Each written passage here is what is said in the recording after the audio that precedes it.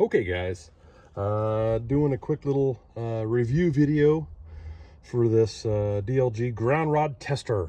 Okay, I know a lot of people say they're too expensive. They're really not. This guy I got 7 years ago, I think.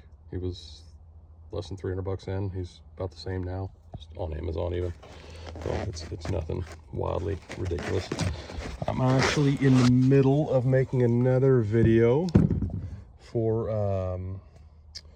a impromptu UFER, and while I was waiting on this concrete out here to cure, I was like, oh, hey, why don't we just do a little ground rod tester? Because the great thing is this UFER is incredibly high resistance. Okay, all it is just 20 feet of number 4 bare wire stuck underneath about 2 to 3 inches of concrete, and I can tell you it's really not good concrete. It's old crappy concrete that I had sitting in a bag. So you can kind of see it's a little sandy yet. So but as the concrete is curing, it's coming down. The first time I tested it, it was at 150 ohms, which is ridiculously high. So to run this guy, I'm going to turn the power on, and it's going to go through its calibration sequence.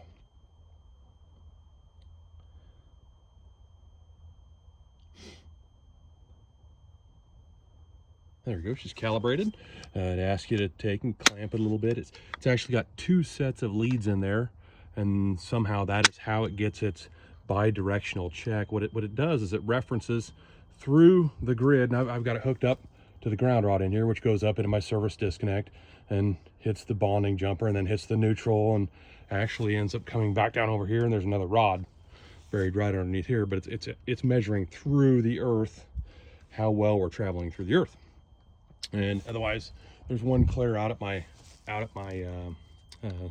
transformer pole, and there's ones at all my other buildings around here too. But so this, just to kind of give you an idea,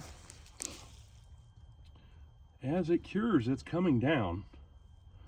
So like I say, it started at 150, and we're down to 100 and, well, it's kind of bouncing around now, bouncing between 132 and 139 it looks like. So it must be giving it little pulses here and there, but it's going through the earth. It's probably cooking up some of this guy. So I am going to pause this video for a minute. I'll be just right back. I need to go and change my conductor. I'm going to land him in that 20 amp breaker right there.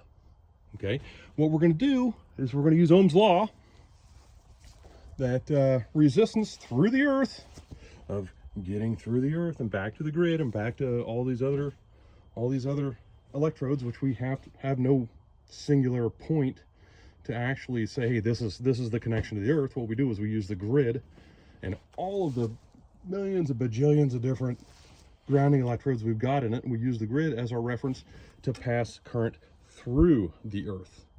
Okay, so based on 135, 131, 130, whatever, we're just a little bit over 120.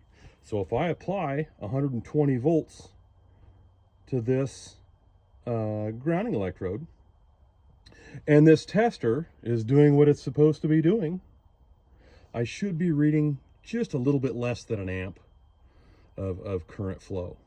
So, and everybody, oh, you're going to hook power right up to the ground like that? Well, I'm not going to come out here and touch this thing. People, please don't try this at home. The concrete itself is going to be live, and it's trying to pass through the earth. It just doesn't have enough depth, doesn't have enough in contact with the earth surface area. And I use really crappy concrete to boot, but to be honest, it's doing better than I thought it was going to with this crappy concrete. So we will be right back, and I will apply power.